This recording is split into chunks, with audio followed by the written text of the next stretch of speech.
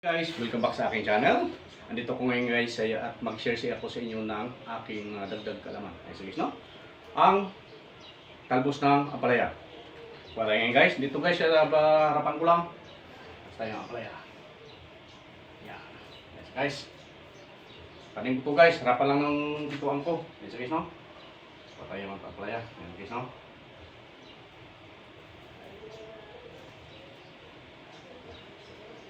Lagyan natin dito na guys.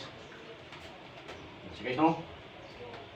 Mga 1, 2, 3, 5, 6, 7, 8, 9, 10, 11, 12. Ayan guys.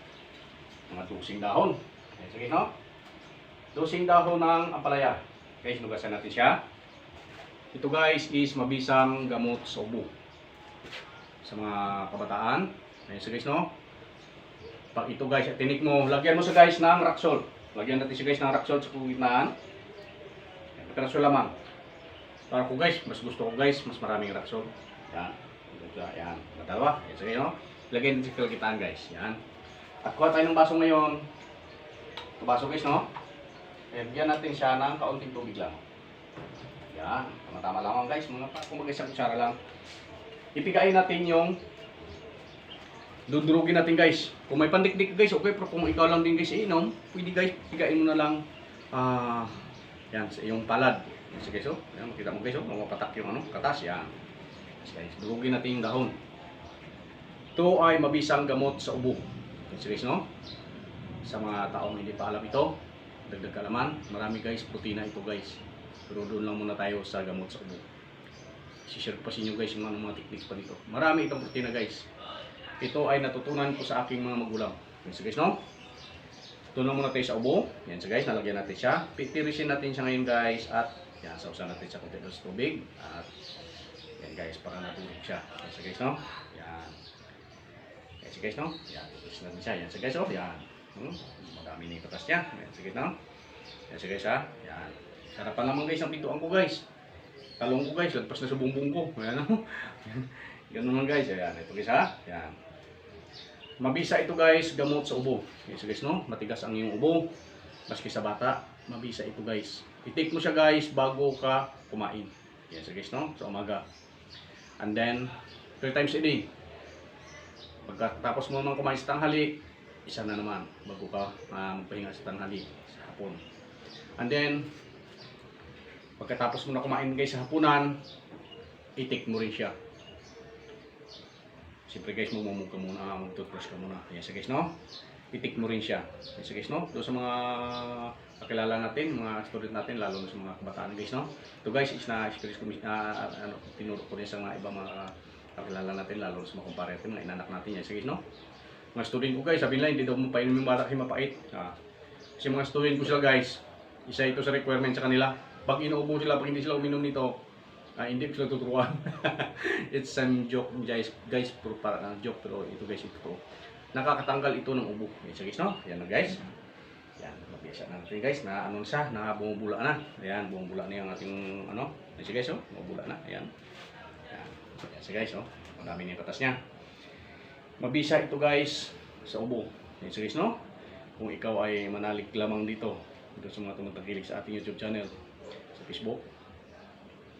Kung ikaw ay manalig lamang dito, maniwala lamang dito, maibsan ang iyong kabigatan sa bulsa. Ayan guys, no? Mabawasan guys ang pila sa mercury drugs. Ayan. Yan guys, yeah. Trust me, mabawasan pag natuto ka lamang dito. Ayan guys, no? Kamot sa buhay, guys, no? Ayan. Talak na siya guys, ayan na. Yung iba kasi guys, hindi na kinakain ito, pero sa totoo lang guys, ako guys, kinakain ko ito. Lalo na sa bundok. Marami guys, ito gamot. Ang lalo na guys sa mga bagong kasal. Dagdag ko sa inyo yun guys, marami akong share sa inyo. Ito guys, maganda to. Pinagpigan ito guys. Maraming protina ito sa katawan. Hindi ko siya itatapon guys, kakainin ko siya. Kasundan ko lang siya guys ng tubig. Diba? Yung mapay talaga. Marami siya guys. Ito sa katawan. May mga diabetic. Kaway-kaway sa inyo dyan. Marami siyang protina sa katawan. Yes guys, tignan natin siya ngayon. So guys, so, mga siguro mga sabihin natin guys, mga dalawang kutsara o isang kutsara at kalahati. So guys, no? Magmumug tayo ulit guys ng tubig para mamaya guys hindi na tayo inom. Yan. So guys, no? So guys, hindi nila taste yung pagkain ng ganun guys. Huwag nyo kainin. Pero ako guys, kinakain ko yun dahil may protina yun. May sa aking katawan. Yan. So guys, no? Itik natin siya ngayon guys, itong aking pigain ng aking ampalaya, dahon. Yan. So guys, no? Unang-una guys, doon sa mga kabataan, mabisa guys. Kumahika ka, maibsan guys ang yung kabigatan sa dibdib. Yan. So guys, no? Yung mga sekreto ko, yan yung mga nagtatanong. Yan. So guys, no? Yan. So guys, ano ko guys, para matunaw din yung asin, yung rock salt. Huwag kang gumamit guys ng iodized rock salt, yung gamitin. Yan. So guys, no? Yan. Okay, doon patikray na tayo guys, doon sa nilunok natin na ano. Yan. So guys, no? Yan guys, ha? Yan. Yan. So guys, sige lang guys. Yan guys, siguro guys, tunaw na yung ating rock salt. Tik natin siya ngayon guys. Pag tik natin guys is kailangan yung lalamunan natin hindi basta nalalunok. Ya?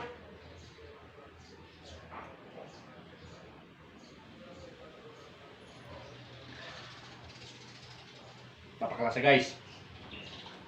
Talagang kakayawan siya ng bata. Pero guys, maniwa sa aking experience guys, sa aking mga magulang na itinuro sa akin guys. Malaking may tulong. Jadi ito lamang guys ang aming tinitignan tayo. Marami guys, ako pa i-share sa inyo regarding dito sa palaya na to. Okay, so, palaya ko, yan. Sinulukot ko lang sa guys sa aking bakuran. Yes guys, maraming protina itong ampalaya o gamot na sadyang epektibong yan ang ginagamot simula nung ako'y kabataan pa lamang. Yes guys, no? Kahit nababasa kami sa ulan all the time.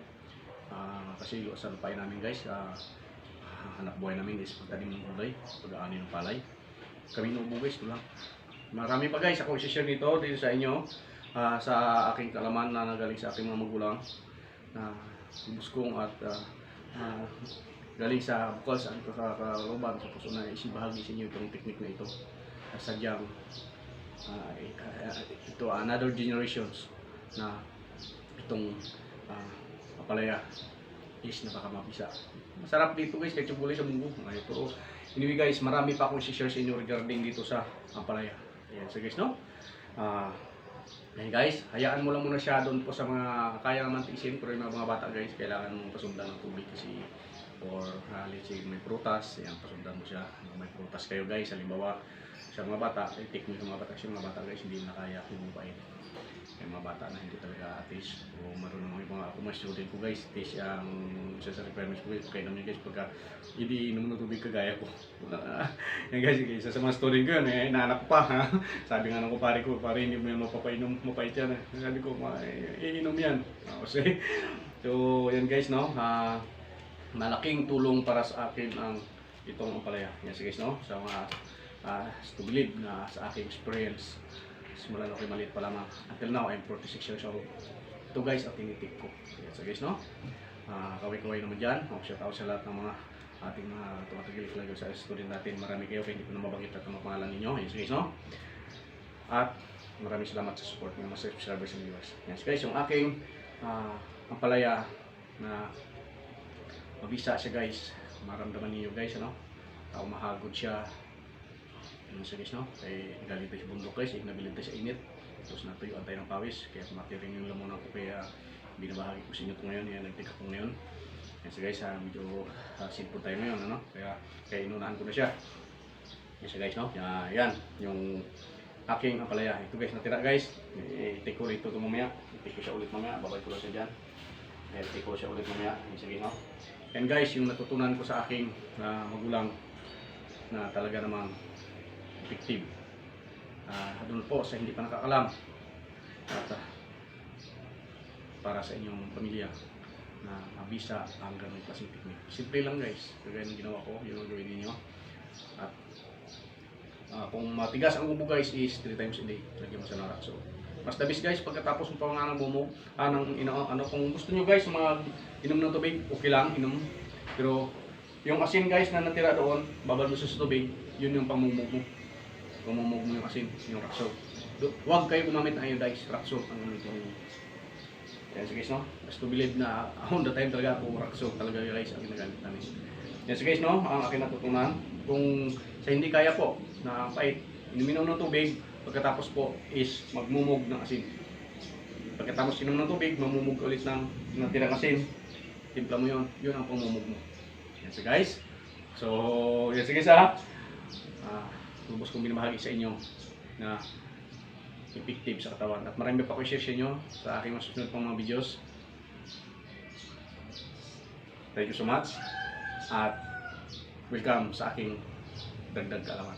Thank you so much and welcome to the vlog.